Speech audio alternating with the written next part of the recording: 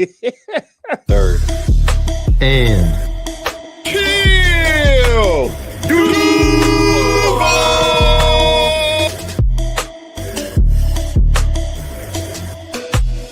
know what it is, man. You're locked in the third and field where they keep it real. And if you don't know, you're going to learn today. Third and field, baby, and I'm out. Let's go.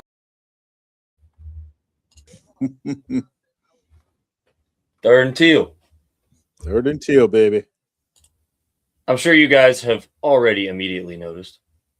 We're missing Mr. Producer Man. Mr. Producer Man could not be here tonight. We got some stuff going on. But you know we had to talk about that ass whooping we just put on the Colts. Ain't no way we was letting that slide, huh? Nay, we weren't letting that slide at all. All the smack that was talked during the week, yeah, we not letting that slide at all. No, especially not with the idea that, you know, this was a must-win game, right? Where they're like, oh, the Jaguars have to win this game, and this is the make or break for them. Like, this will show you if they're real or not. And to not only win, but to decimate the team, like to absolutely tear them down. Right. Hey, we not grammaring nothing, Robert. Not at all. I'll tell you what, though. Belt to ass was delivered. What'd you see, Eric? Just give me an overview of the game. How you doing? How you feeling? What's going on? I'm doing wonderful, man. Feeling my age a little bit, but hey, that's normal. So anyway, I'm doing good. Hey, you know, this game Sunday, it was it was a pleasure watching this team grow. You know, as you watch the team from the beginning to look at where they are now, it's really amazing. And yeah, the Colts didn't have an answer for us, whether Daniel Jones stayed in or not. There wasn't no answer, you know, at all. So, you know, it was a good win. It was a very good win, and you know, I'm happy. Put it that way. And you know, I'm one of the biggest critics. I find something wrong, but yeah, it was a good win. It was an important win. We needed that for real. I feel the same way. I feel like watching that game from start to finish, I felt happy with just about everything. I mean, I did find myself at times with the same argument that I had before, which was, why are we playing this cushy zone? I felt like even some of those field goals that they got should not have been given. Agreed. Just because we walked them down the field. We let them have it. And I mean, let them have it such a loose term now. Hey, how's it going? Hey, what's going on? Let them have it such a loose term now. But when you talk about like a team that's dominating from start to finish, right, and we're having our way with them in every facet of the game, you're not going to convince me that us playing 10 yards off the ball is not some kind of intentional idea. Yeah. Well, you know, Campanelli, he likes that's the type of defense he likes for the corners to have their eyes in the back, you know, on the quarterback. But yeah, I'm with you on that. That soft zone that they play drives me bonkers, man. I mean, it drives me crazy. You know, especially when you start seeing them giving up little short passes. He's like, really? What are we doing here? You know, what are we doing? You know, let's get a little sticky. Let's get on these guys. You know, make it hard for the quarterback. When Leonard came in, that's exactly how to drove down the field. You know what I mean? That's exactly I felt like they got help. Well, there was multiple times. Yeah. Well, we're not going to talk about the penalties right now. Yeah, that's for later on. I mean, yeah. First thing I want to say is, you know, like I've been on a couple podcasts recently. Like, I know you watch multiple podcasts because we're not self-centered guys, believe it or not. We know we're great, but we watch everybody else's stuff too. Okay. We're watching everything. And the general consensus did really seem to be that there were some people that were 50-50. They didn't think we were going to take it. There are some people that thought we could take it. But, you know, Eric, I'm starting to feel like that take that I keep bringing to the show week in and week out is starting to come to light and show itself as probably one of the better takes I've ever had, that this team doesn't have to be a playoff contender to get there. And this team doesn't have to be a Super Bowl contender to get to the Super Bowl. Like, you got to win games. That's all you got to do. And what I mean by that, like we've talked about, good teams find a way to win. This was a horrible weather day. I can tell you right now, like, it started raining somewhere around middle of the second quarter and it didn't stop. It rained the whole right. And it was cold. Listen, I mean, this is a game where you expect, if we can't run the ball, we're going to lose because it's wet, right? Right. Right. Shy away from the pass game in the rain. Right. Dude, we opened it up. Oh, it's raining? All right, cool. Welcome to backyard ball. I'm going to toss this thing for 30, like, every time. Yes. That was, that was a big surprise also, because I thought it was going to be a ground and pound type of a game myself. But Trevor came out, started hitting targets, receivers started catching, and hey, we went on. We did what we had to do. All I'm saying is, Trevor's that dude, man. That's what I've been saying.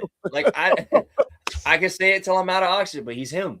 He is, bro. Like, I mean, you see the inconsistencies here and there, and I understand that it's frustrating to see as a fan. Like, you're gonna see him make a throw, and you're like, what the hell was that?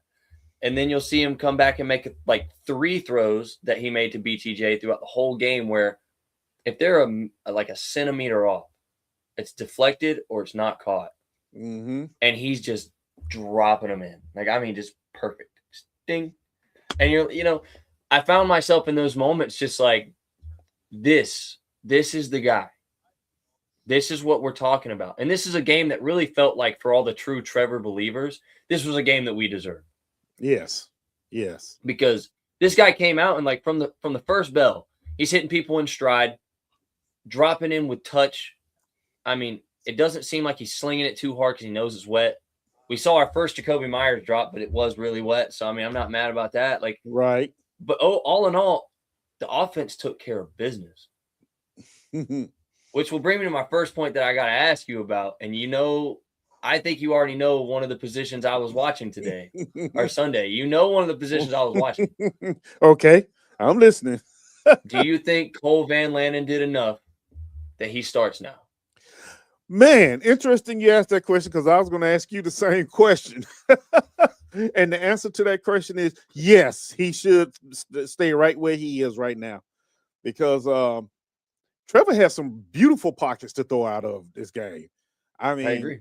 When you can go through a whole NFL game and don't get hit one time, you know what I mean? There's no other way to put it.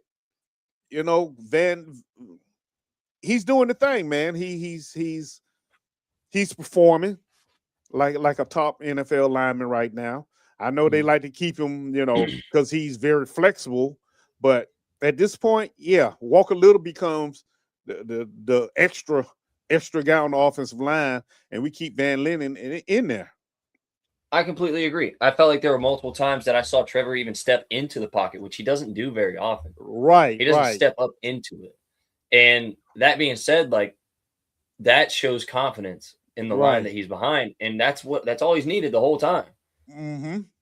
So I think he should totally take Walker Little's position, and they should keep Walker Little in concussion protocol.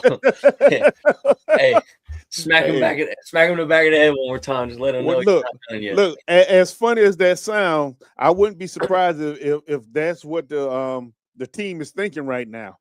Hey, take your time, recover from this concussion. We all right. We're all right at this moment. And if I'm a front office and I'm watching this, I'm thinking, damn, man, I want to see Trevor get into a better rhythm. I think our passing game needs to elevate. We're not challenging teams down the field. That's our biggest problem. The run lanes are hit or miss. Like, what can I do to solidify all of these things? And obviously the answer is the offensive line, but you got to look at where. And we've known that Walker Little is the biggest issue there. Right. But giving Van Lanen the start from the beginning to the end 100% changed everything. Yes, it did. I think he just needs to slow down, focus on throwing in the receivers and not above the receivers. I mean, that depends on the throw. Yeah, and depends on the coverage also. Sometimes he has to put it up, and so the receiver should go and get it. We know in the beginning of the games, Trevor, he's a little hype sometimes, and he does overthrow. We know that's something he does. But a lot of times when he placed the ball up high, it's a reason behind it. He's just not throwing it high just to throw it, because you can believe when they practice, he practiced throwing it that way, and they practice catching it that way as well. So, yeah. Absolutely, yeah. The throw to Tim Patrick in the side of the end zone on the run, wet ball. Or, I mean, like rolling out left. The best thing about that play, my favorite thing about that play, since you bring it up, is they put 6 on the line. Yes. So there was going to be an unguarded guy. You don't have enough personnel to block every one of the rushers. So Trevor immediately senses that, and he stands in. It's not even just senses. I mean, I'm not trying to like overplay it here. Like, he's not sensing anything. If you're reading the line, you see the guy off the edge. You know you don't have anyone for him. Mm-hmm. Like, you set the blocking assignment. You know who you've got covered and who's not covered. Right. So I like that he turned his back, act like he didn't. He stood there just a little bit and rolled back around.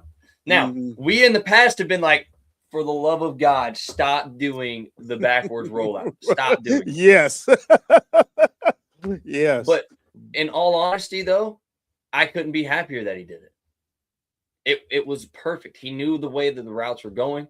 And we've always talked about this. Eric, you're the one that brought it up to us and then showed us the clip that he said it, that he's more comfortable going that way. Right. Exactly. So, I mean, whether we like it or not, that's the way he's comfortable going. But I'll be damned if he didn't roll out, avoid the sack, stay eyes down the field, and deliver a dot on the sideline. Dot. Yes, he did. In the rain. That's rain. Impeccable. Yes. Yes. You know it. All right.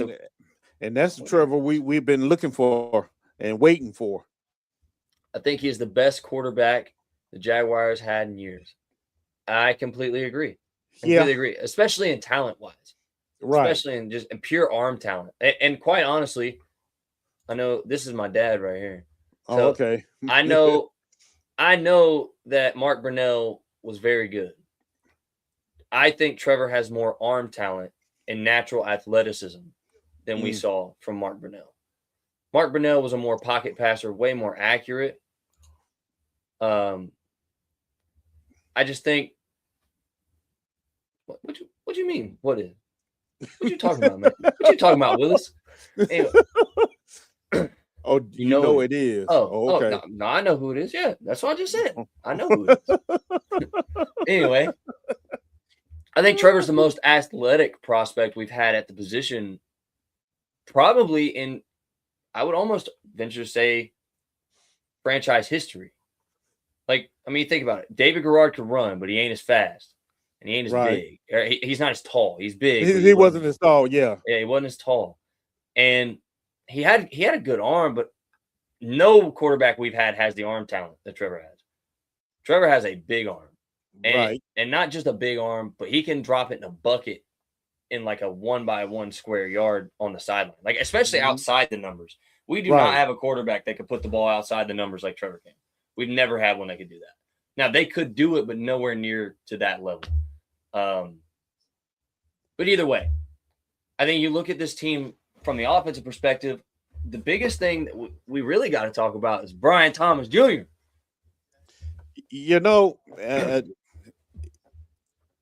Talk about Brian Thomas Jr. You cannot talk about him without the addition of Jacoby Myers, because he has made a big difference in our receiving core. I don't know whether he's working with them, during practice or what have you, but our receiving core has gotten a lot better. And I do believe Brian Thomas Jr. sitting on the sideline those previous games has helped him recover, number one, from whatever illnesses he had. But, sometimes you need to sit back and just watch and learn by that way. And with Jacoby Myers being out on the field and being the professional that he is and not dropping passes, that'll work with you a little bit. That'll eat at you. Either you're gonna come in and you're gonna perform, or see your playing time cut short. So I agree.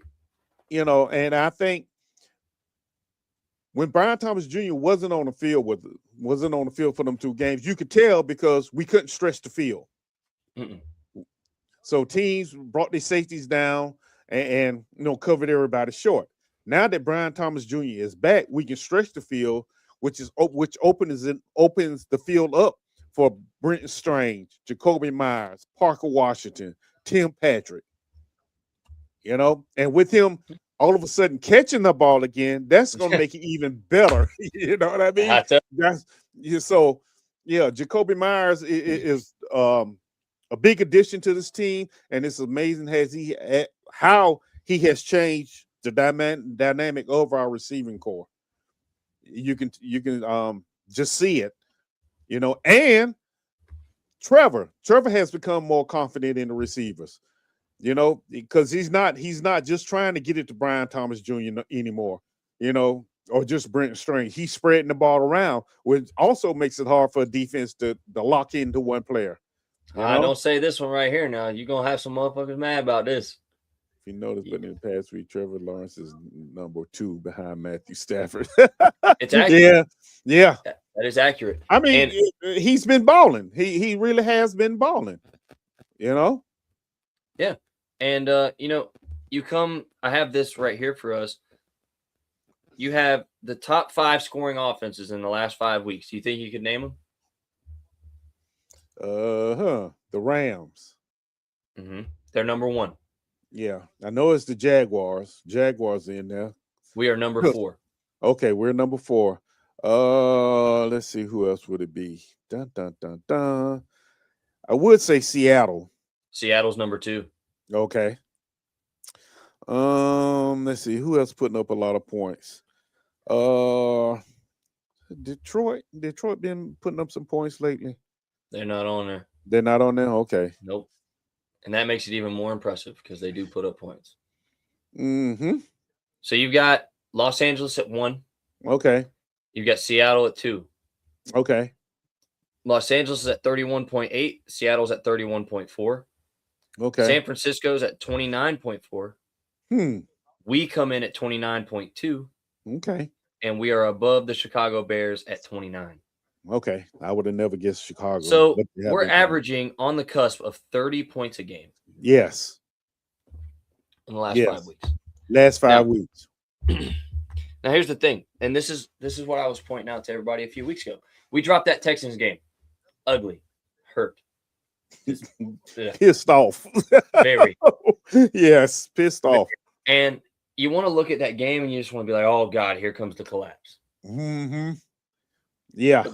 But I was quick to remember, and I know you were as well, and so was Isaiah, and a lot of our, counterparts in this podcast network that we share here. Mm-hmm.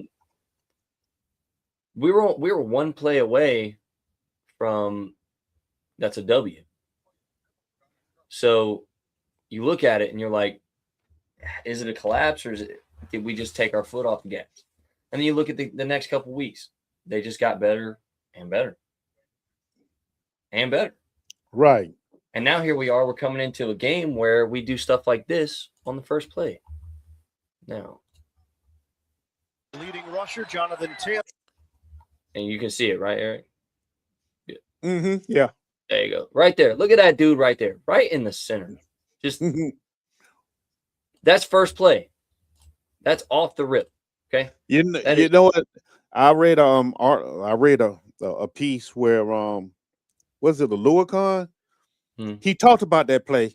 He said usually when Indianapolis come out, they run play action and try and hit the receiver across the middle. He actually said that. So Lloyd was on his film study. So when they expected it to happen, it was right there. And that, that's the first play I meant to say, of course, of our defensive side of the ball, because now it's a good transition to move over to that side of the ball. Because as far as the offensive goes, we played a complete and thorough game. We played a full 60-minute experience, and that's what happens when we do that. Right. I mean, you've seen Brian Thomas come back, and I think the reason we're challenging down the field now is they know they have to respect Jacoby Myers. For some reason, and I don't know what it is, defenses just won't respect Parker Washington. I don't know why they're not – I don't know why they don't. He makes them pay for it every time. But For some reason, they just don't respect it. So now you've got Jacoby Myers, who they know they have to respect. They have to respect Brenton Strange, and they know that. And then you got Brian on the outside. Insane.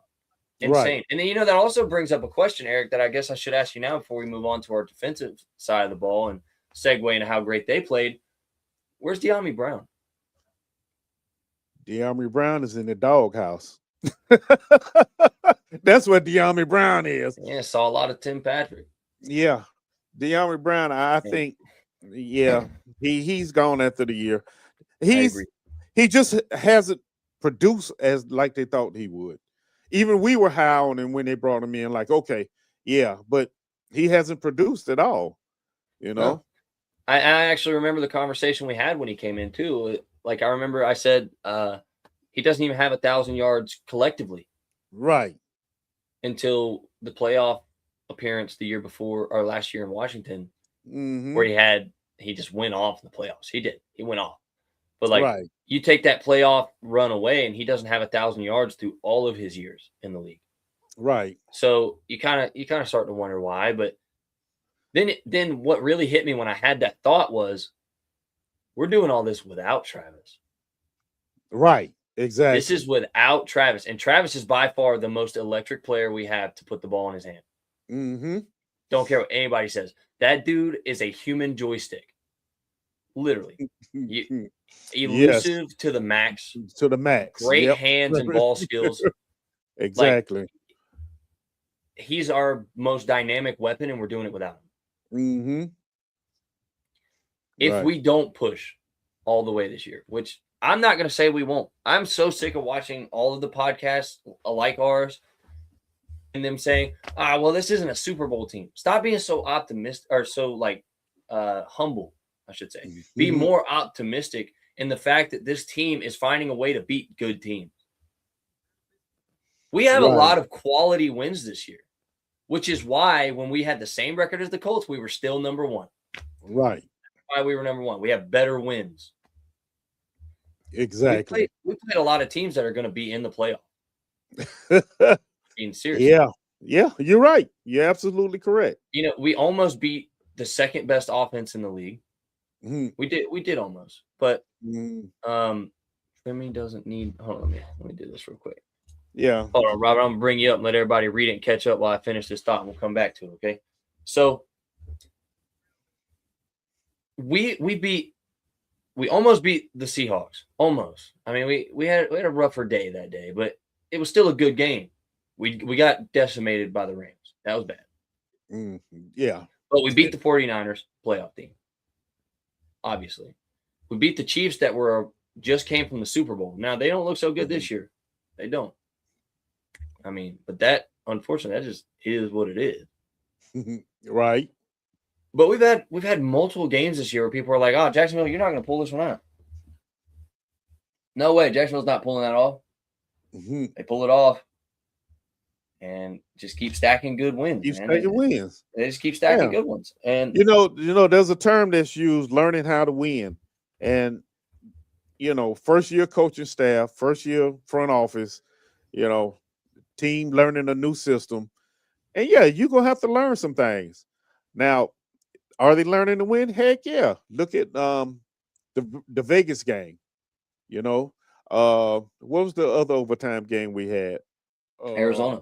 I can remember. I remember. Last year those were losses without a doubt.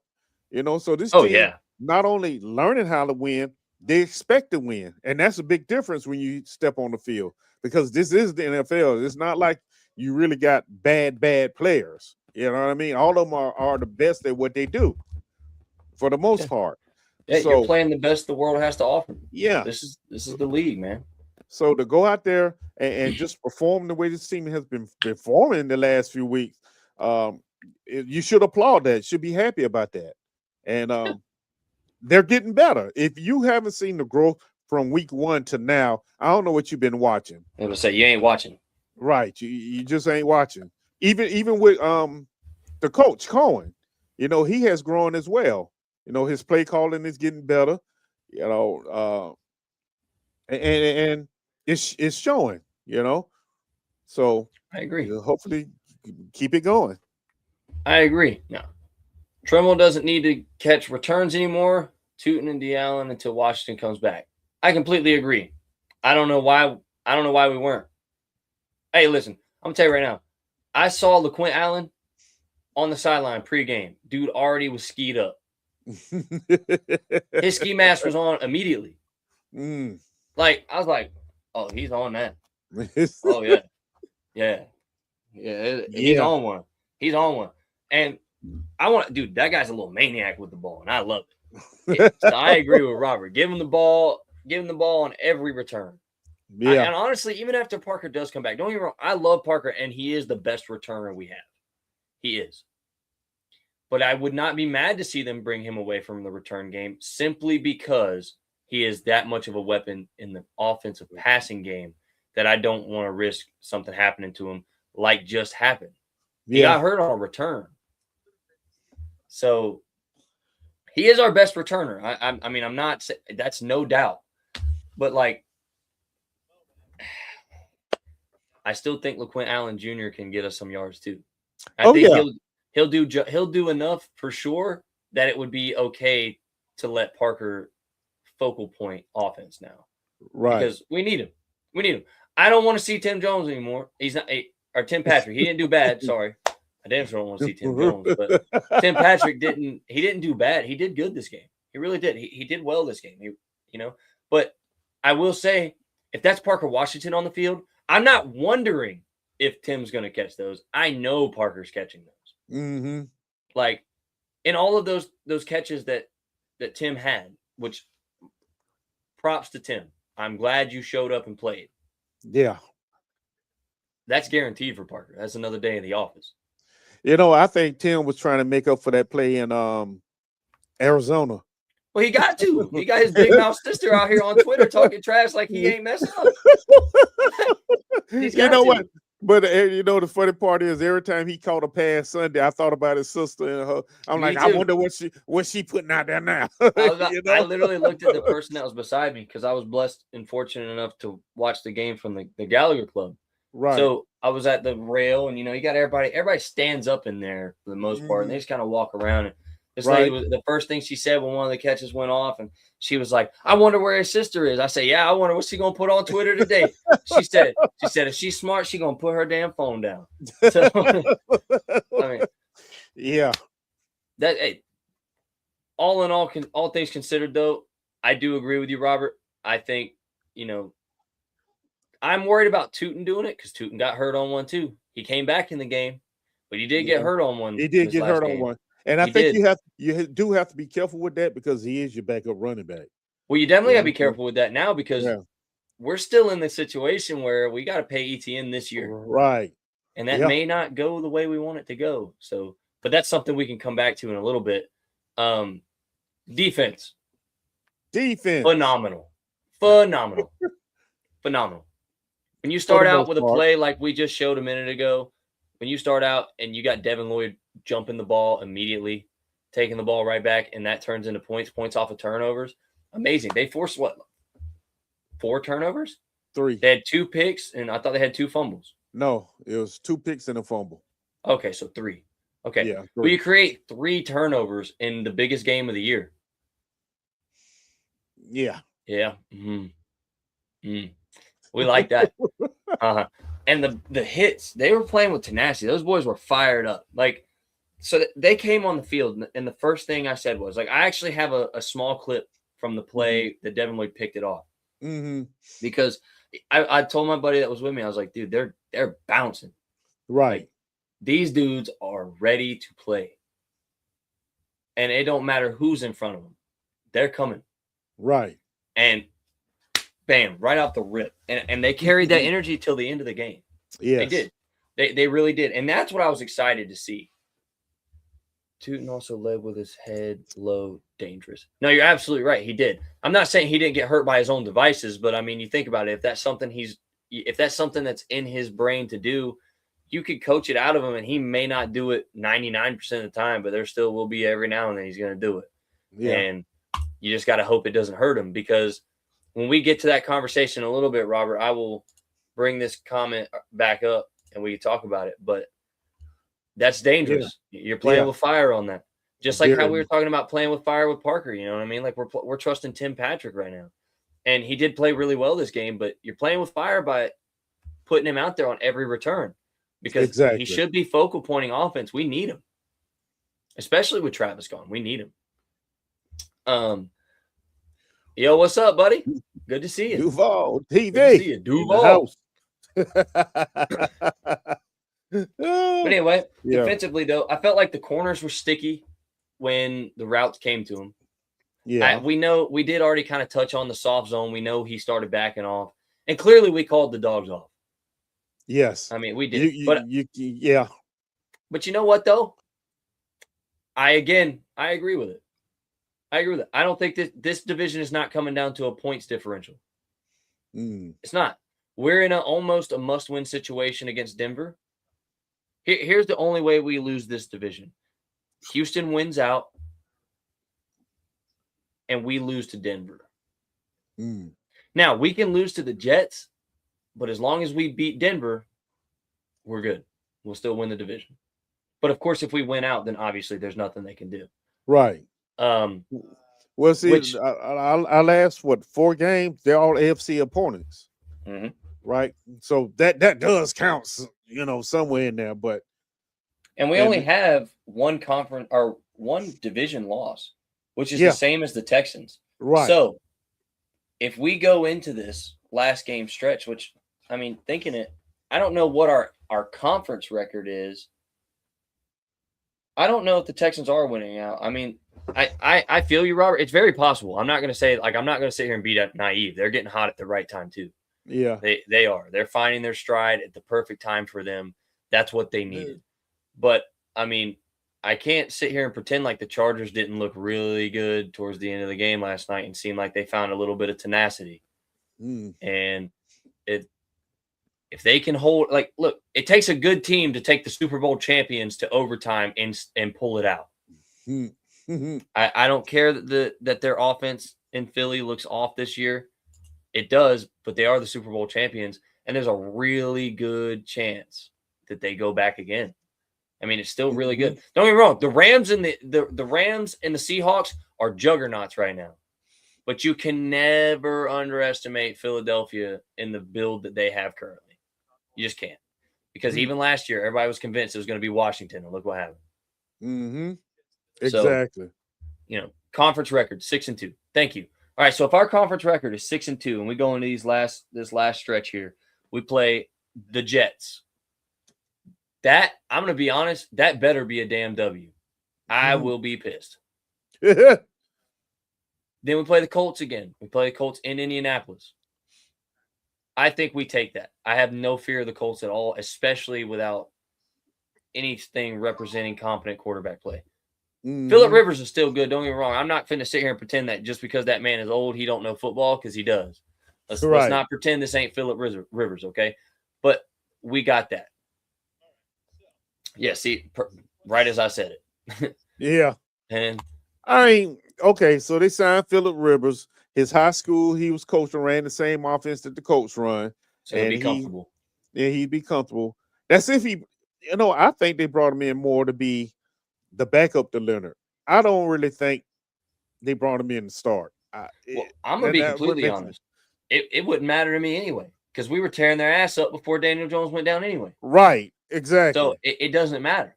Right. I don't care who. That's the one thing I would like to point out. Like I've seen a lot of Colts fans that just keep going. If we had Daniel the whole game, we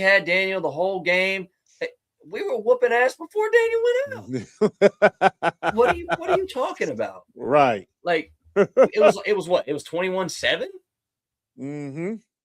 Bro, stop the madness. But Robert makes a good point. The Texans defense will kill Herbert. The Texans defense will kill anyone. Let's be real. Which I think also, just side note, is just a testament to how good Trevor actually is, because they didn't.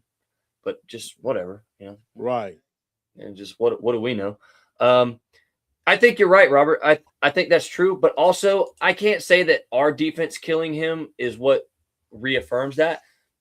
Justin Herbert does not play well in Jacksonville. He doesn't play well against Jacksonville, period, but he damn sure doesn't do it in Jacksonville. Right. We hurt their third string QB's knee in the last game. He's week to week. Yeah, Riley Leonard has a knee injury, by the way. Yeah. Exactly. So, but all things considered, I don't give a damn who they put at quarterback. I don't care. Because Shane Steichen is an incompetent moron. And I'm just saying, you have the best running back in the league. It's a rain game, and you try to get cute on the first damn play of the game. Right.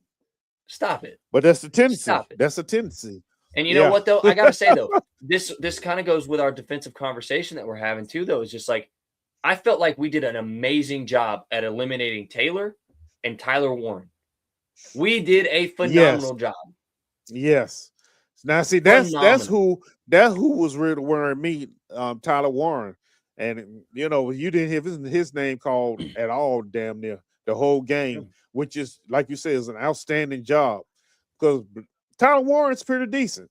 He's been having some decent games. I think between Tyler Warren and Brock Bowers, you are looking at the next Travis Kelce and George Kittle. Okay. I can agree with that.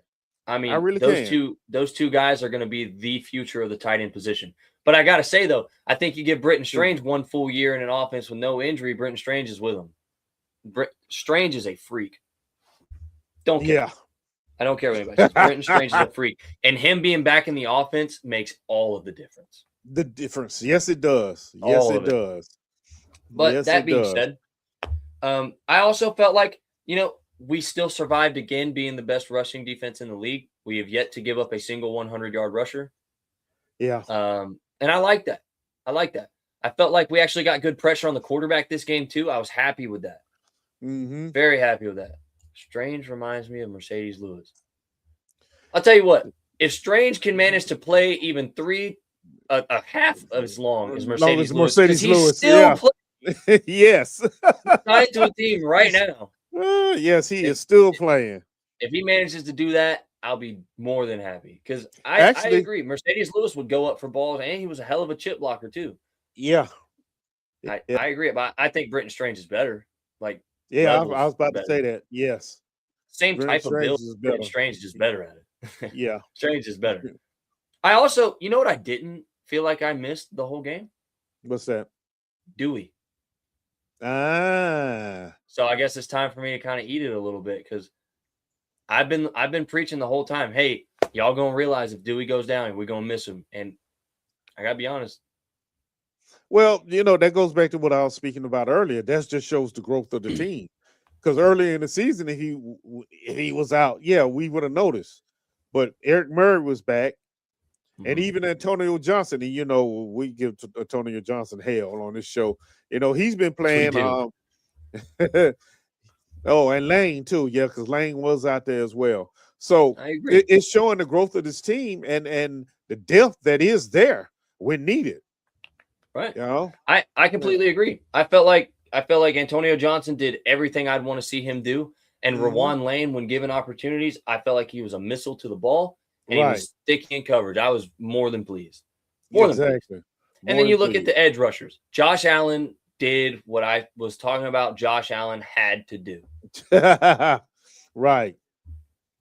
And this right here, this summarizes it.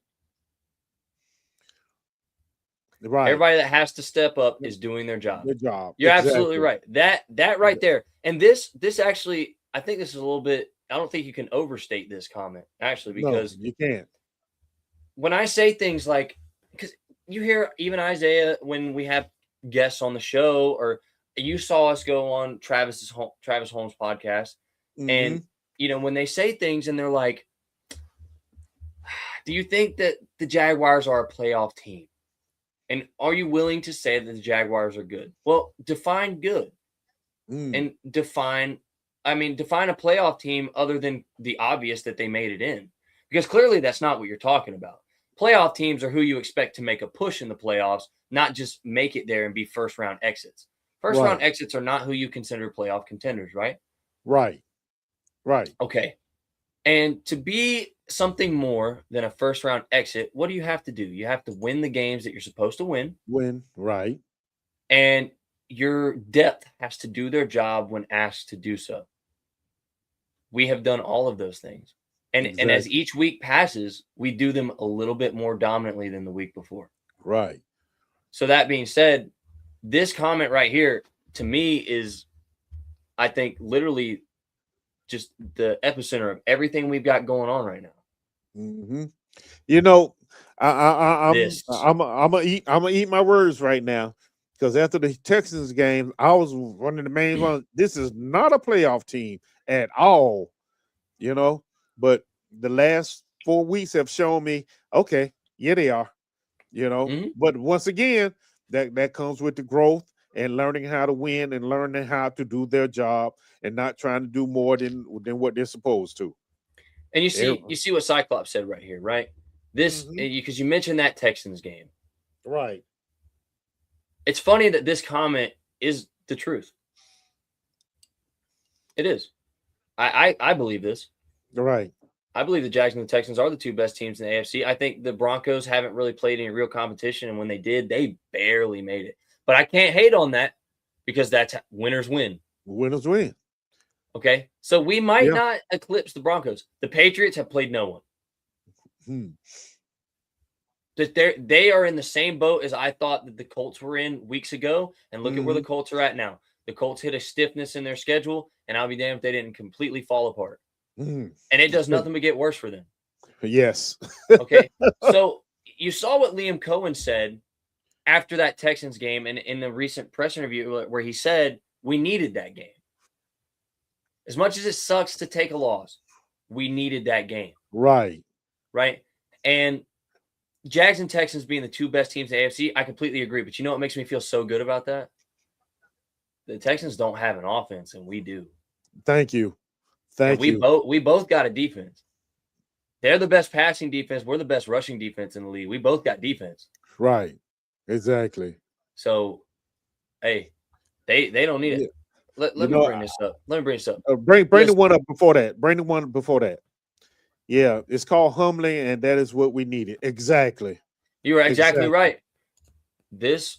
You couldn't be more right. And welcome back in, bro. Good to see you. Now let's talk about this. Let's talk about this objectively, okay? Let's talk about this objectively. You need us. You need help to win the division. Do you understand that? You cannot, even if you win out, if we also win out, you will not win the division. Do you understand that? No, he doesn't. You cannot win the division on your own. We have a better offense. No, you don't. No, you don't. Your offense does absolutely nothing. What are you talking about? You just have the best defense in the league. Overall, you have the best defense in the league. I will give you that 10 out of 10 times. Well, I appreciate you realizing that, because a lot of Texas fans don't. And the only reason I say it, it's not as an insult to you. It's just, you got to understand, like, when it comes to Jags and Texans fans talking about things, you gotta set the floor for how delusional the fan is you're talking to. And I'm being completely honest, because the Texans were in a bad spot to start the year. Their defense heated back up and started going back on, and it goes crazy. Hey, you're right. We did split games. We split games, but you know the game we won the game when you had your better offense on the field. But we do have a game on you. You're absolutely right. We do have a game on you. And here's the thing. Oh, we're going to sweep the Titans too, big dog. If you didn't see the belt the ass we just put on them a couple weeks ago, hey, and I'm glad the Texans did too, to be honest. I love to see teams take care of games that they got to take care of. Right. You know what? Because I love football. I'm a Jaguars fan first, but I'm also a football fan. Right. So I don't like seeing teams that you looking at it, you're like, damn, yeah, y'all should take this one. This one should be a pretty easy win for you. And you go out there and you just see a struggle fest the whole time. That's terrible. Don't nobody want to watch that. And, to be honest with you, the Jags and the Texans are in a very similar position with that too, because we both have another game with the Colts. Yep. So, of course, you think this. You're going to think this. Yeah. You're supposed to think this. And quite honestly, if you want to be honest with you, oh Lord. Listen, here's the thing. If you want to be honest with you, look at receivers. We definitely have a better receiving core now. Like, you have one elite receiver. Nico Collins. Yeah, you have Nico Collins. Your two receivers have shown. Your two rookies have shown flashes. You've got a potential to have a really good one, but you don't have a really good one yet. You don't. Stop it. Stop it. Tank Dell being gone. Tank Dell was your next one, and then now that's sad. That is sad because he is amazing. Tank Dell is amazing, and Higgins has got a lot of potential, but he's not there yet. He's not there yet. Right. But yeah, Higgins is very similar to Nico. I completely agree. Well, DeAndre Hopkins was their best. What we're talking about right now. No, Andre Johnson was the best. Yeah, we could go around and around about that for sure. Your slot receiver, but see, the thing is, your slot receiver is good. We got Jacoby Myers, one of the best hands in football over the last 3 years. Brian Thomas Jr., he's coming back from injury, but debatable or not, him and Nico both had similar slumps this year towards the beginning of the year. So we could call that what you want. And now Brian Thomas is back. Brian Thomas is faster. He goes up more contested catches. Brian Thomas will surpass him at some point, but even if he hasn't yet, there's still one receiver to one receiver. And then we have Parker Washington, who's one of the greatest slot contested catches in the league. Argue with a wall. Just watch that dude's tape. I don't even have to be a Jags fan to dead serious tell you that. Like, Parker Washington is the truth. Yes.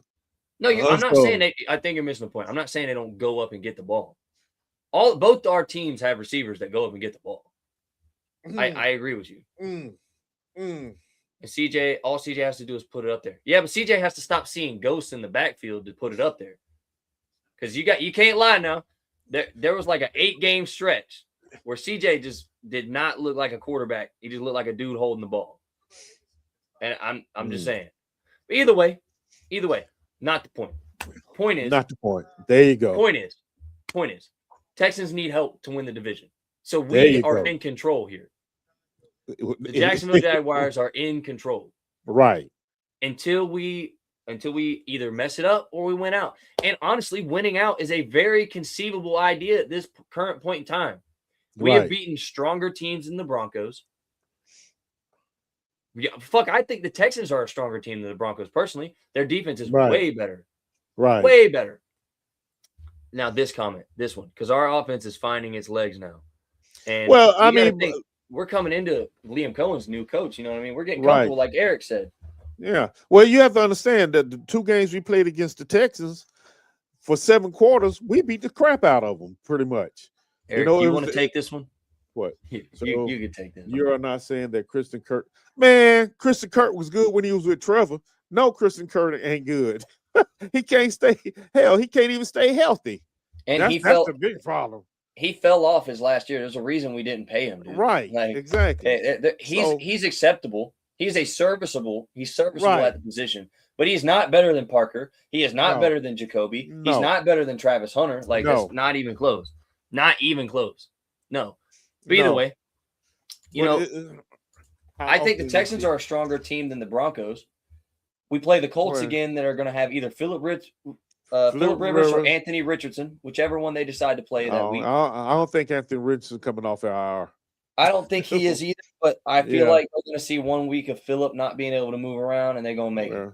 Well, I'm saying that because here's the thought process behind that. If they plan on bringing him off IR, I don't think they would have defense in the league. I don't think they would have signed Phillip Rivers. I really don't. Yeah, but this right here. So they said his eye is still like swollen pretty bad. Hey, you see this? Yeah, I'm with you. I'm with you, dog. I'm with you because look, the O-line is not coming together. You are delusional. You are talking yourself into a delusion right now. But this right here, where you talk about your running backs, you guys have 2 really good running backs. Woody Marks is going to be really good, but you're forgetting we have the best rushing defense in the league. And Nick Chubb, and we played y'all twice. We played y'all twice. Keep that in mind. It's not like you're waiting to play us to find out.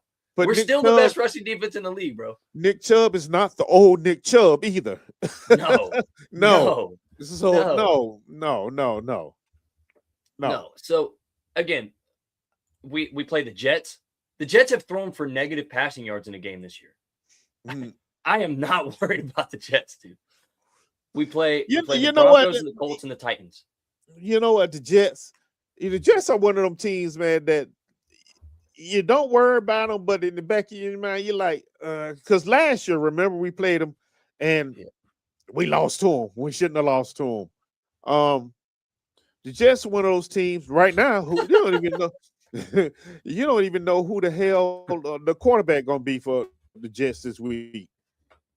True. That's very true. You know, I heard Tell was taking over. Now they're saying some stringer taking over. He is. So, who's their running back? I haven't heard much from him this season as well. We'll get to that. You know, but he is dangerous. Right. Yeah, we get to that, and he is dangerous as well. You know, so this is a game we should win. Yeah, Breece Hall. We should win. You know, but then again, any given Sunday. But I do believe that Cohen is going to have this team ready to go, and we playing at home again. So yeah, I really think we'll handle business this time because they know what's at stake. I completely agree. I think this right here is important to bring up too. I don't like that they're hiding that from the whole league, not just you guys. Something's actually wrong with him. Like I think it's like clearly something's really wrong because of the timetable, but like I think they're really worried about whether he's going to come back at all, and they just ain't ready to say it. Exactly. And then this right here, Isaiah trying to get rid of him, aka Paul's finest, is unavailable tonight. He has a trip tomorrow, and our brother is getting ready. You know, getting ready. Exactly. We told him we hold down the fort. You know, he knows we got him. We got his back. But I appreciate you asking him because that's our dog. But you know, honestly, I think this team is doing something now that they haven't done even in the earlier parts of the season, where we're not playing down two teams. Like we're not playing to match whatever they're doing. And that is why I don't feel like a trap game is something I'm too worried about. Because if it was, we would have slipped against Tennessee. Or at least it would have been a closer game. I was at not Tennessee, their divisional opponent. So no, we're not going to slip against them. Well, we did a couple years ago. You know, when after Trevor's injury, we win that game, we're in. Yeah. That last game against Tennessee, we're in. No. Well, hear me out. Okay. Hear me out. Tennessee's terrible. They are, but they have a win on the schedule because somebody didn't take them serious. And in the earlier parts of the year, bro, we were not. We were not good. Like not good when it came to bad teams. Right. Exactly. Now, this is crazy. This is crazy right here. But this I also agree. They're just looking for draft positioning. But no, I don't think we would have lost that game. I'm saying it would have been a lot closer. Like we were clearly in control from start to finish. We did what we wanted when we wanted. And we did that against the Colts as well. Exactly. Okay. And not only did we do that against the Colts, we've done it against multiple teams this year. Yeah, we've done it against the Texans. Hell, we just dismantled the Chargers. Yes. And I don't care what anybody says. The Chargers are a contender team. They are a good team. I'm not saying that they're a Super Bowl ready team, but I don't believe in those. I believe in any team can win it. So I think you know what I mean? Like I think if you can put the Texans in the conversation, the Texans have an elite defense. We also beat the Chiefs. What that got to do with anything? We beat so and we beat the Chiefs on arguably a bigger scale. Like, but anyway. Okay. Okay. And you know, but you know what? You bringing that up, that's a perfect example of what I'm talking about, playing down the teams. The Chiefs were terrible that whole game, and we just seemed to play just the same type of terrible. And we just managed to pull it out in the end. So oh no, you got jokes, bro. You funny. Yeah, and we did this. This is the key part there. That's the key part. Good call. Exactly. Good call. Yeah. But you know, that Chiefs game is a perfect example. We played down to teams and we're not doing that. We're not doing that. So I think we're gonna walk in and we're just and the Jets are coming to Jacksonville. Exactly. It's game time. Yeah, it's game time. It's game time. And quite honestly, I hope that Liam's not the coach that wants us to pull starters for the last game of the season. I don't think he is. I don't think he is either. I want us to win out. I would love to see us win out. Yeah. That's 13 and that's one 4. reason why. Yeah, that's one reason why I don't think he's going to do it. Um, and number two, the continuity. Sometimes I that agree. ruins the continuity of a team when you do that. So Yeah. I don't think he's going to do it. They're going to play, Well, let and me it's ask you too much something. at stake. And it's too much at stake. I agree. You can't afford to slip up. Right. But let me ask you something. Also, fuck yeah, we fuck with that belt to ass. Anyway, right.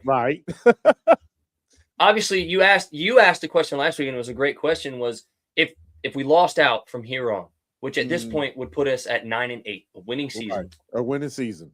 You obviously consider that a success. Where do you put Liam Cohen in the Coach of the Year conversation? Because I think that's something that has to be talked about. Yeah. Let's see. Looking at the other coaches, new coaches, Mike Vrabel in New England. But does he count though? See, and that's my argument too. Does he really count? I mean, because this is not Braves' first go around, big right? dog. Exactly. So, I think Liam Cohen actually should be the Coach of the Year right now. I think it's him or Ben Johnson. Well, yeah. And you know what though? I'm so happy to know that our coach is in the conversation too, because I know we were all upset when we didn't get Ben. Right. Well, yeah. We were. Yeah. We were. We thought it was a clear, concise decision. Ben Johnson or bust. Yeah, that is true. And the fact that we didn't, we were all like, it's not like we don't dislike Liam, but like, how's this gonna go? Like, is it gonna be the same? Like, are we gonna get this, offensive guru? And so far, we have. Right. We have. Right. So, have there been growing pains? Of course. But it's getting better, and it's beginning to put a top product out on the field, which is always a good thing. Always a good thing. But back to your question, yes, I consider the season a big success. Whether we lose out or not, it has been a success. You've seen the growth. You've seen a picture of the future, what this team can be and probably will be. Yes. And to talk about it, we only won 4 games last year. We had 9 already with 4 games left. Losses we have. Yeah, with 4 games left. So, yes, it definitely has been a success. Yeah, I know Travis Hunter got hurt and we traded our first round pick for him and blah, blah, blah, blah, blah, blah, blah. It's NFL. I don't even care. Football. I don't even care. It happens. I don't care. It's not like our first round pick's going to be that great next year now anyway. That means exactly. And that means just Travis is going to be a lot better next year because he gets to sit and watch also and study film and get some more coaching done, while rehabbing and what have you. So, yeah, it's all looking good right now. It really is. So, all right. Yeah. So, that in mind, this to me, and you tell me how you feel about it, like this to me feels like 2017. Damn, I was thinking that. Yes, it really like does. 2017 because we're coming down the stretch. We're still not getting any respect, and that's fine. I love the way Liam and them responded to that, and we can get into that in just a minute. But we're still not getting any respect. We're not really getting the recognition. Here and there we are. We're on the power rankings, but you can't ignore us. Right. You can't ignore us right now. We're a division leader. We're the number 3 seed in the current playoff bracket. You have no choice. But I remember that year, like we weren't even in as good a position as we are right now. And even that year, though, it was like I remember playing these big games. I'm like, God, I just hope the Jags don't do the Jags thing. Like, right? Please, just pull this out. Like when we went into Pittsburgh, you're right. Like, damn, please don't do the Jag thing. Exactly. And we didn't. And you're like, damn, that's crazy. But it felt like it was like, eventually this is going to run out of steam, right? Mm-hmm. Now, I feel like we were robbed in that conference game, but that's another conversation for another time. But yes, this year, when we're winning these games, it's expected. Difference. That is the difference. That is the difference right there. You are now expecting this team to go out and win and dominate. You know what I mean? And dominate. What? And gets treated like, yeah. Yeah, well, we done had that conversation many a times on the show. So yeah. So back to the team. Um, yes, you know what, and they should play the no respect card right now, because even though we are where we are, a lot of teams and a lot of media are not paying us any attention still. Even if you look at the teams we beat this season, it's like, oh, okay, they got lucky, or blah blah blah blah blah blah blah blah. But 9 wins are 9 wins in the NFL. I mean, hey, you I mean, overtime wins, big playoff contenders, uh, and we just been going to that butt. So yeah, keep playing it. It becomes a mindset. Okay, no respect. We gonna show you how to respect us. It's more than just words now. Let's put it on the field. We gaining our respect on the field, not in the popularity contest. I completely agree. I completely agree. And I think too, like, even when we talk about things like that, Mhm. I don't care if they respect it. I don't You just think got it you just does gonna have either. to you got to see it whether you respect it or not. Because you gonna see Right. it and you gonna feel it. Right. And Exactly. this right here, to me, it feels different because Trent is no longer part of the organization. Every move makes a difference. I completely agree with that, because that is the difference. Like, this year feels like 2017 to me in the way of success itself. Right. Like, I it know what you feels like mean we with have a that. chance to do something, Right. but it feels different in the sense of, like we were just saying, like, it's expected. We're stepping on the field and we expect to win. Yeah, and I think the players respect the front office now also, I especially completely agree. with Tony Picelli, EVP. Yeah, Mhm. it's a different atmosphere. You can actually feel it when you watch the team play. You Mhm. know, the big word culture. Okay, so it's a big different culture now, and the players are have bought into it, and they're happy. Happy players play hard for you. I You agree. know, And then you yeah, got, like Cohen said, keep giving the disrespect because our players love to play pissed off. Clearly. They have come out since that Texans game and just put belt to ass on anything in the way. right, exactly. I mean, when you So, come out and you put a dismantling performance on like we did against the Chargers, you make a statement. You tell everybody, like, we are for real. we are for real. You come out, you have a rough game, you go to overtime, you still win it. You're still sending a statement. The statement is we'll win the ugly ones too. Then you go into Tennessee, you really put belt to ass. Like, hey, Mm. we were supposed to win this game, but we didn't just Right. win this game. We did what we wanted to. Right. You leave that Tennessee game, come to Jacksonville, and, everybody's like, oh, this Colts team is about to show y'all. This Colts team is for real. This Colts team at one time was 7-1. Got Hey, belt to ass. they got belt to ass. Exactly. And Yeah. my biggest thing is too, is like, and I'll open this up to some of the people in the comments too, because we got a few people watching. Okay. For all the Trevor doubters and like maybe all the naysayers, what do you have? What do you have to say now? What do you have to say now? We're 2 weeks straight of multiple touchdowns, no turnovers, crazy passer rating, good IQ, and just hard football. What do you say now? Oh, they out there. Oh, they are Mhm. out there. Oh, You no. know, yeah. They Ah. they out there. Ah, Right. absolutely right. Absolutely right. And I'm watching Trevor roll through and make these impressive throws. He's stepping up in the pocket, running the ball for multiple yards. And the only thing I'm thinking in my head is, you fucking tell him. And I found myself multiple times during the game. Yeah, you know what's up, Michael. Yep. And Exactly. I found myself multiple times during the game just looking around. Where y'all at now? Where y'all at? Yep. What will you say now? Exactly. What will you say now? Because, Right. Eric, and you've seen this and you know this because you're right there with me, but you've seen me go on multiple podcasts. You've seen me be on our show multiple times, week in and week out. you've gone on podcasts the same way, and people come at you the same way, and they're like, "Oh, you've just got your teal glasses on. You're just defending him. Like you've got to see this." No. What I see is right. I watch this team every snap that they play. I watch every one of them. Right. I could tell you what the problems with the team are. And Trevor Lawrence is not a problem with the team. Nope. Hey, that's accurate. We love that. We love this.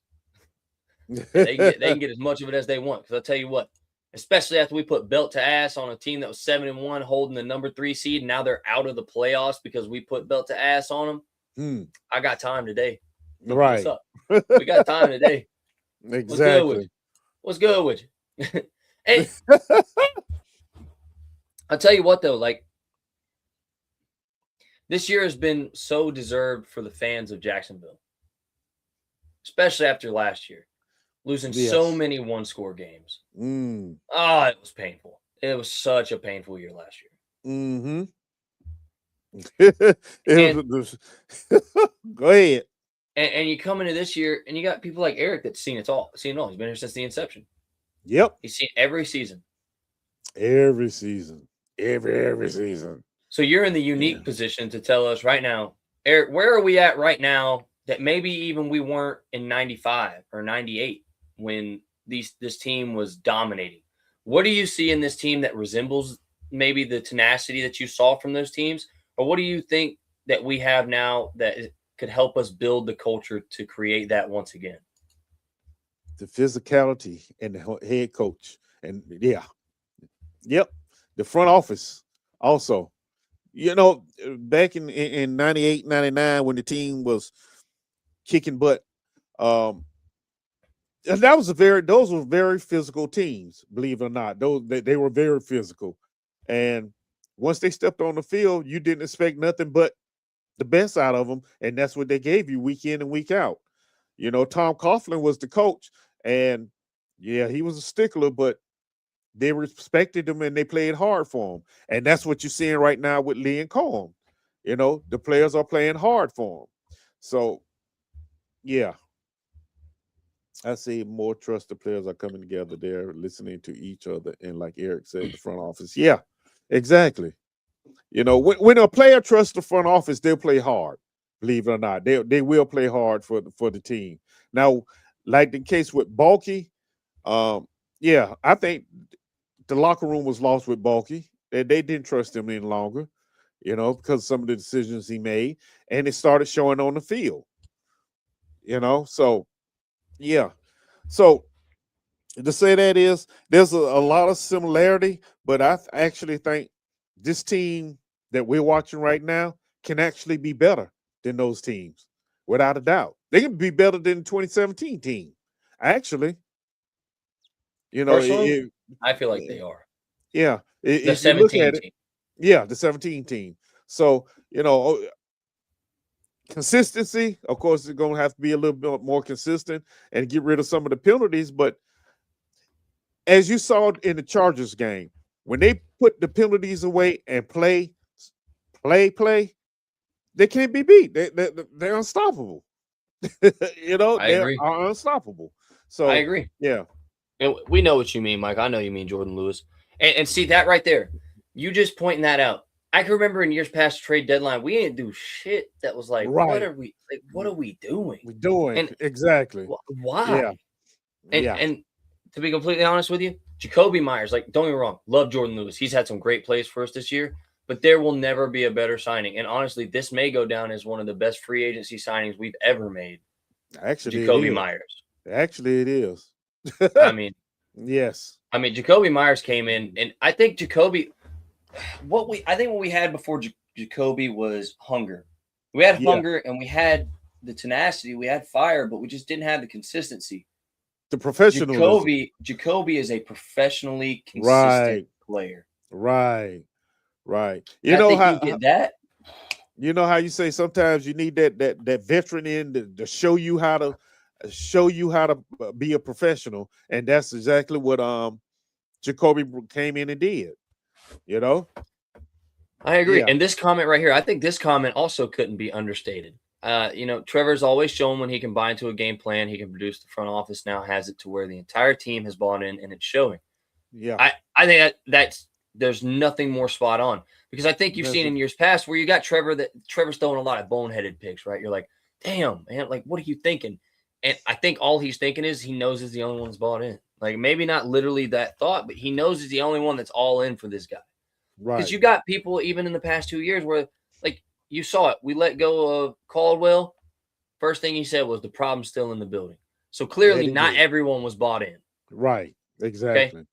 And if you got a quarterback that tells you, and I'm gonna be honest with you, I believe Trevor when he says he was bought into Doug Peterson and their scheme. I believe he's telling the truth, because he had some really good stretches. But you got players that are just not cutting it. Like me and Eric and Isaiah have talked about this until we're blue in the face. They're just not good enough. Right. Right. Not like good enough. You got people, Walker Little, Myers second, best pick behind Calais Campbell. I don't know, and we'll get to that. Hey, hold on to that thought, okay?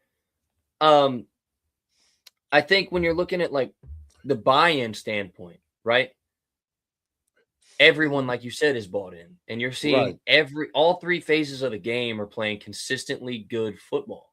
Mm-hmm. There's not one phase of the game now where you're in these, especially this past month, where you're like, damn, they really need to get it together. Like, damn, we're being carried right now. That's not happening.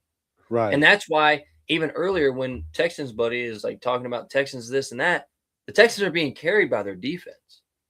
Thank you. Our defense is showing up, but so is our offense, and so is special teams. So that being said, like, we're playing good football in all three phases. And if you can put a full 60-minute game of all three phases of consistency, you cannot be beat. Can't be beat. You're right. And now on to this. You're Myers' second best pick behind Calais Campbell. I'm going to disagree, and here's why. Calais Campbell made a massive impact. You are 1,000% correct. I think Jacoby is going to be the reason this team goes to Super Bowl or playoff contention like status. Calais was just another great piece to a defense that was already insane. Right. That was a damn good defense. It really was. Like, it was star-studded. And don't get me wrong, not taking away from Calais. I love Calais. And I'm going to be completely honest with you, I'm pissed he's not a Jaguar right now. Yeah. I think Calais, when he came in, brought leadership. Leadership. And don't forget, that was Josh Hines Island. Calais mentored him. So he brought the leadership and professionalism, to that team. Because that was still a young team, believe it or not. It was a very young team. So that's where Calais' presence actually paid off. Yeah, what did it say? Last dream brought Gabe Davis. He should be just get paid your gun.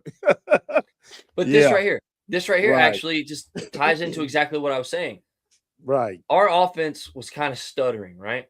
Even without Calais, that defense would have been fine. Right. It wouldn't have had as many sacks. Calais was a monster for sure, but the defense would have been fine. Like, that was they had dogs at every position. This offense, we got dogs at receivers, but we needed that something else. It was missing something. Yes. Jacoby is what it was missing, that consistency. And now that they've got it, I mean, I know he said this kind of like in a joking way, but like, this is 100% the truth. Like, Gabe Davis comes in, does absolutely nothing. Nothing. Like, we paid him so much money to get rid of him. Right. He shows, and then you got Myers. Myers just comes in and is like, look, hey man, just put your hands out. Right. And you're there. And look what happened. Look at what has happened, because it's not just Jacoby playing that way. You could tell he's elevating the other players in that receiver room. And that's when you've got a truly great one. Right. They elevate others. Like, they don't even have to be a Hall of Famer themselves, but if they can elevate the players around them, those are the guys that you keep. Exactly. And it's showing on the field now. I completely agree. We're not coming in here. We say, man, will somebody catch the dang old ball? You know what I mean? Because the receivers are actually catching the ball now. And that didn't start until Jacoby came on board. Yeah. So, yeah. But I will say, I don't think we got too much more other than we can look into the Jets game. But the problem is, you don't know what's coming. Yeah. I mean, the Jets defensively, they're not the team they used to be. That's for sure. Quentin Williams gone. Of course, their linebackers are pretty decent. Still got Quincy Williams back there, who's fast as heck. But I mean, they don't scare you. In other words, what I mean. They do not scare you at all. I'm not gonna be worried about a team that actually threw for negative yards in a game. Not gonna be worried about them. Well, that quarterback not playing. Definitely the missing piece for the season, no question. Could be that boost I've said all year. Got to get through the weeds, 7 to 10 wins. Well, we're at 9. We're at 9 right now. We're at 9. So that being said, that's why I think Jacoby is the more impactful signing. Right. I think the reason people would flock to Calais is just because of how much we love him. Give Jacoby another year or two here, you'll love him the same way. Yeah. And I personally think they need to pay him right now. Yeah. This is big too. They clearly roll it off, but they keep the anger. Right. Which is important when it comes to playing sports. Now you know what, Eric? Normally this is normally about where we cut it. Right. But I can think of a couple other things to talk about. Okay, well, let's go. We got time. Let's ride. What you think? Let's ride. All right, then. So my thing, obviously, the Jets, we could talk about them, but again, you could go either way with that. And I think honestly, more people right now, I could be reading this wrong. So maybe the people in the comments help me out. As Jags fans, we're more concerned with what the team's going to do moving forward than we are with the Jets right now. The team is focused on the Jets, and they should be. That's what they need to do. But for us, we're probably thinking of questions more like, what do we pay ETN? What do we pay Devin Lloyd? Yes. What do we pay Jacoby Myers? Yes. What do we do in the draft? And it's not draft time yet, but you're looking at this team, and you're like, God, this team is really good. Yeah. This team is really good. And I've been of the belief since day one this season, you got to pay Travis.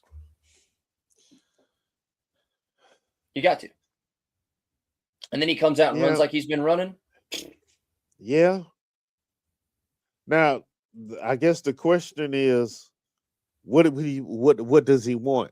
Because you still got to pay Jacoby and you got to pay Devin. You paying Devin. Okay. And you got to pay Jacoby. So you got to pay Jacoby and Devin. So where does that leave ETN? Franchise tag? And you'd hate to do that to him. Yes. Because we already picked up a 5th year on him, so you already put him off another year. Right. So, yeah. What is the decision here? All right. You know the impact that Jacoby has made since you brought him in. All right. Now, of course, we weren't privy until the conversation that they had with Jacoby when he was in Vegas. But what do you do with Jacoby? Do you try to work his deal right now and work on the salary cap? Who are you gonna release? Because you're gonna have to release someone. Yeah, we're gonna be tight. And now this right here though. So I few of these comments, God, I appreciate. First of all, just a little timeout. Thank you guys for showing up, man. Because I know it's late and y'all still out here. I appreciate y'all big time. Thank you. Now this is a big one. I agree with Kevin. Well, go ahead. This is a big one. This is a weak draft here, right? For running backs. You coming to this? I do believe that they are of the belief hard work pays off and they're going to pay him. I believe they're going to pay him, and I like the 10 to 12 mil over 3. I like that, and hopefully he likes it too. Now, Trayvon too soon. Now, the only way, before we get to Trayvon, the only way ETN, I think Trevor is going to have a lot to do with whether ETN stays or not. Also, I really do. I think he's going to want him here. First of all, yeah.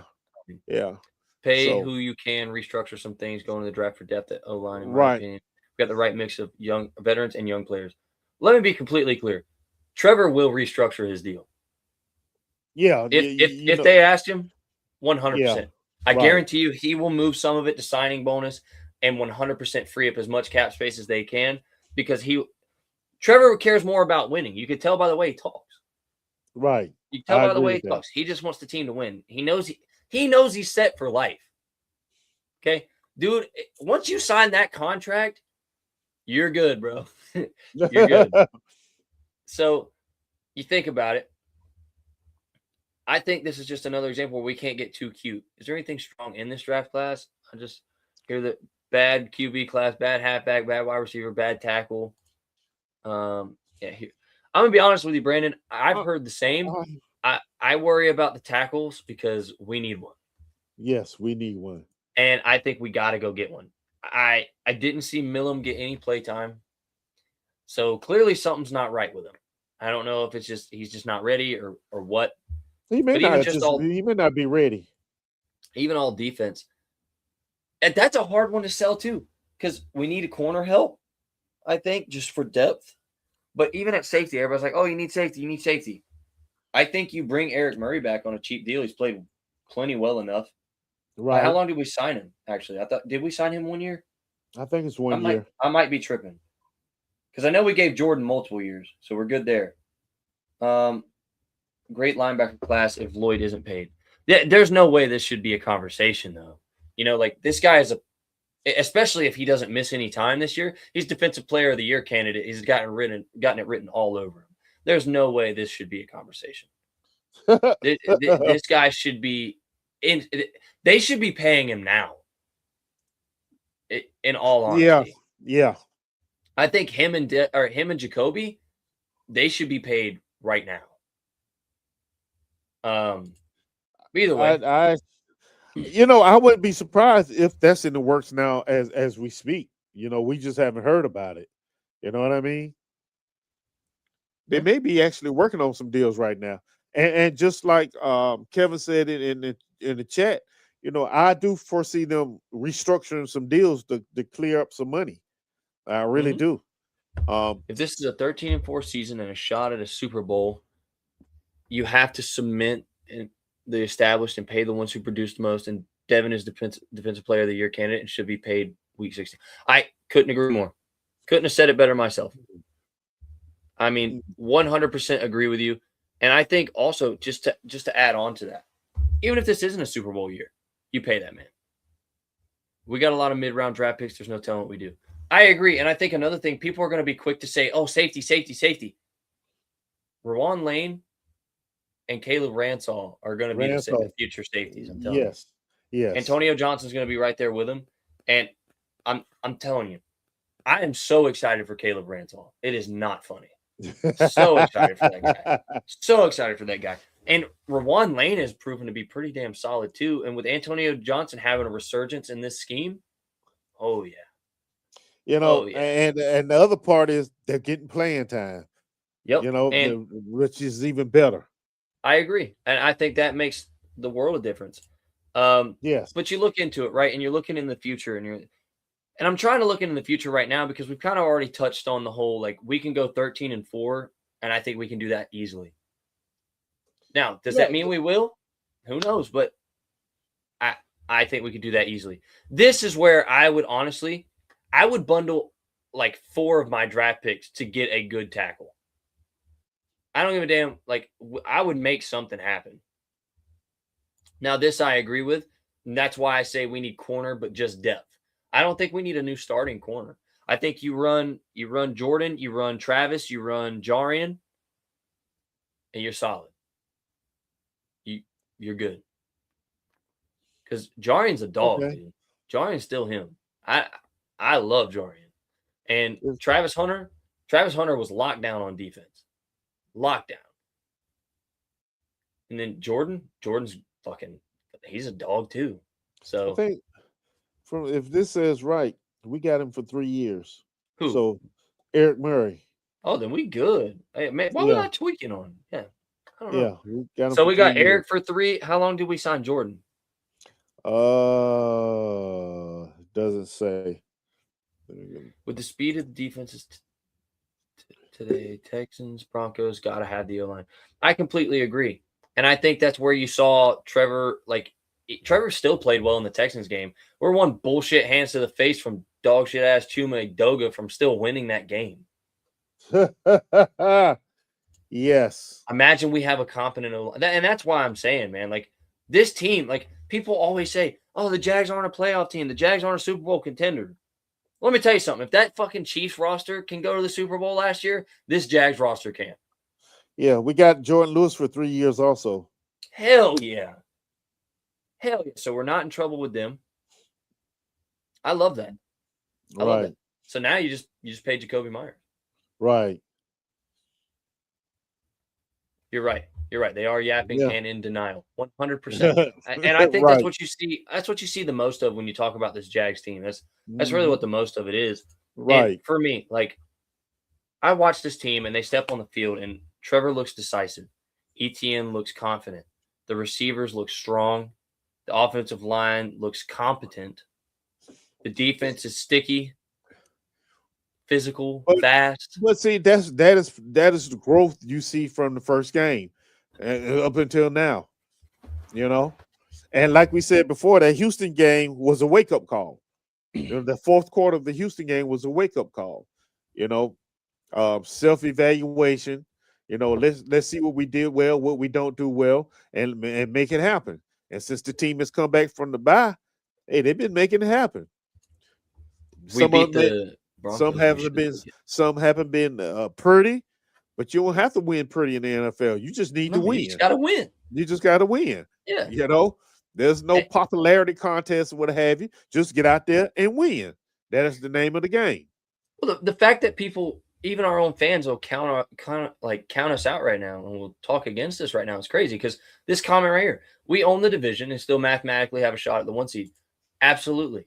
Yes, we do. If I'm not mistaken, if we beat the Broncos, we have a stronger victory schedule than the Patriots do. They'll take the 1 off of their record. But I think if they lose what? They have what? How many losses? 2? 1? Who? They have 2. The Patriots, they have 2 losses. They have 2. Yeah, they got 2. They could easily drop 2. I think that Patriots team could easily win out, or they could easily drop 2, or they could lose out. I think it's any given week with them for real. Like that's obviously the emphasis of the entire league, but I think it's especially true for them.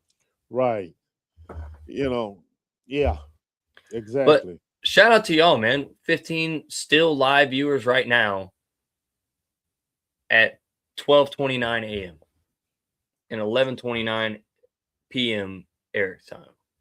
Yep. Hell yeah. Hell yeah. That's Hell what I'm yeah. talking And about. make sure y'all like and subscribe, man. Make sure y'all send us out to all your friends, anybody that, you know, likes the Jaguars, anybody that just likes football. Because we obviously talk about all the football. We talk about it all. Yes, so, we do. We talk about it all. I think, as far as I'm concerned, that might be all I've got now. Yeah, I was trying to pull up the Patriots schedule, see who they have. Well, yeah, let's look it up. Oh, yeah. Duval till we die, baby. You know what time it is. Let's see. There's upcoming games. They got the Bills this Sunday. Loss. Then they got the Ravens. W. Then they got the Jets. W. And then they have the Dolphins. W. So they could their last chance to really drop one is this Sunday. I guess they could lose to the Dolphins. The Dolphins have been kind of like weird the last few weeks. Like I don't know what they're doing. Exactly. You know, that's another one that's you know, you just don't know what team you're gonna get. Yeah, the Patriots 11-2. So yeah. Yeah. So yeah, the Dolphins are on a win streak. Exactly. Yeah, they're I guess they're a fun little team right now. I don't know. So maybe they do. Maybe they do. But I think personally, though, I see us winning out. So yeah, I mean, favorable schedule. Mm-hmm. Yeah, and if the team continues to play as they have, I don't see why not. I agree. I really don't see why not. You know, and especially with Boy going down in Indianapolis, that just, you know, because you assumed already that we was gonna split with Indy. We know they weren't gonna win in Jacksonville, but they have a better chance winning at home. But with their quarterback situation, you know, that's more of a we got that one too. Yeah, the season's over. Yeah, so the only big hurdle would be Denver. And like you said, their defense are carrying them more than the offense. And our offense has still found a way to even pick apart the Texans' defense. So right, exactly. And Trevor's playing with confidence. Like, we're not just talking about that what makes the when the season first started, we was like, yeah, that's a loss in Denver. Yeah, but now as we get down to closer to the game, you're like, yeah, we can take them boys right there. Then it's in Denver, of course, but other than that, hey, Cam may mess around and kick a 70-yarder. And Isaiah called it. Isaiah said he would break the NFL record this year, which he already did, but Isaiah called he'd break it in Denver. And very possible. He'd be breaking his own. But that's a good thing. So, but yeah, I mean, looking at all the schedules and everything going on, I think, man, we got it. I think we got it. Yep. And that's right, Deanna. The healthier we get, the better we get. Everybody keeps saying that Denver is just a front. They do keep saying. Look, Denver relies on their defense. Okay, they rely on the front seven of their defense. They because they got Surtain on the back. They figured they bring all the pressure they can with their front seven, and you make a mistake. I've been watching them the last few weeks, and yeah, that's all they do. They blitz like crazy. They blitz crazy. So, but with our receiving group and our team, we can make them pay, or we can make them pay. So, I mean, there's all kind of holes back there. So they can bring it, but it's not going to be what they think.